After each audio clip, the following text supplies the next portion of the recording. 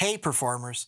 Have you ever noticed that certain actors and musicians and live performers, some of them have extremely loyal fan bases? The fans that they have buy every album, they go to as many shows as they can, just flat out love that performer so much that they'll do anything for them. How do you get a fan like that?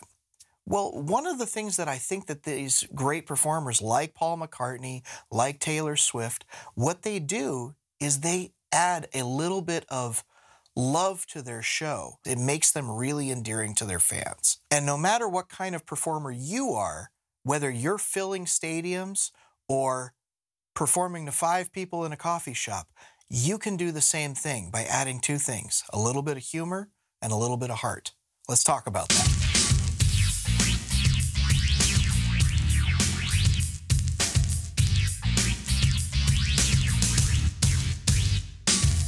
Welcome back to Danny Robertson Music, where we try to help you become the best possible performer that you can be on whatever stage you choose.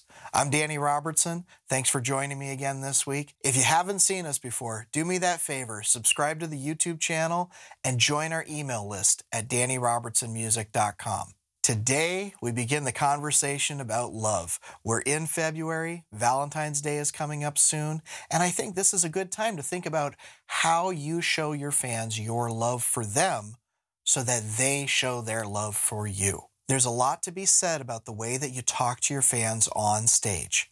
We're talking about the value of humor and heart.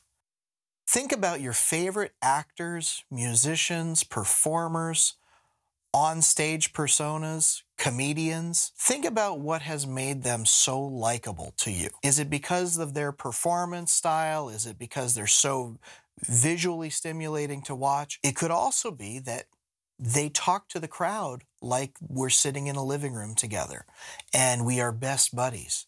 It could be that they're very funny on stage. Humor and heart are 2 things that you really should think about when you're talking to your audience on stage. A few months ago, we did a video about Robin Williams, and I think that he is a prime example of a good way to do this. Robin was so good at making something extremely funny, but at the same time making something extremely relatable. It kind of hits home so well because not only is it amusing, but you can see some of that in your own life. It creates a feeling of love and endearment towards that character, towards that actor. And I think that you can do this on stage. Humor is relatable and it creates this level of inclusiveness. You're inviting your audience to be part of your fun that you're having on stage. Being heartfelt, on the other hand, shows 2 things for you as the performer. It shows that you can be vulnerable and you can be trustworthy. So if you just worry about being yourself, that will actually help you a lot more and make you more endearing to your fans. So how do you add humor and heart to your stage show? Well, there's a few ways we can talk about that.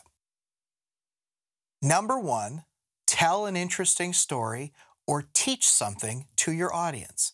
And here's the thing with this one. It doesn't have to be a hugely extravagant story. It doesn't have to be anything particularly important, but it's something that connects with your audience directly and relates to them. So if you're telling a story, try to tell something that is funny and relatable, and you'd get extra props if you can bring any of your fans' names into that story. Teaching something involves giving your audience a chance to participate in your show, but telling them how to participate in your show. So I'll give you an example here. I used to play shows at this really tiny bar that packed in people and always was a really fun time. It was always so packed that people would spread out into the parking lot and people would hang out for hours listening to the music that was happening inside the bar. Early on in those performances, we figured out a great way to get people up and moving and dancing at the show. We created 3 rules. The first rule was no chair dancing. So if you were caught doing it, we'd call you out on it. It was a lot of fun to do that, actually. Rule number 2 was everybody has fun. And if you're not having fun, we're going to try to encourage you to have fun. We're going to call you out from the microphones on stage. And finally, the 3rd rule was what happens at that bar stays at that bar. So it was kind of like we were all in this together. We're going to have a good time together, and whatever happens, happens. We're going to enjoy it, and we're going to have a great time. By creating those 3 rules, that bar became one of our go-to places to create new fans. That bar alone probably brought in 60 to 70% of our biggest followers for the first 3 to 4 years of the band. Giving our fans an action plan at the beginning of the night really did a lot to kind of set the stage for what we expect out of our fans for the rest of the evening. It was always a great way to start a show, setting some rules and getting people up and moving. The second way to inject some humor and heart into your onstage performances is to own your mistakes. And quite frankly, use that as part of the show. Poke fun at yourself. Poke fun at your bandmates. Some of my... I just thought of a great story.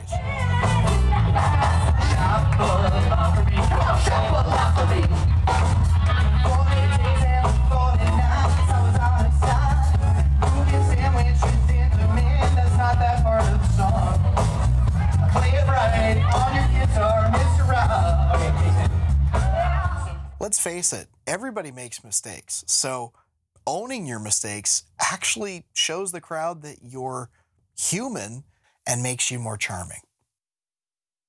Number 3, be playful and goofy.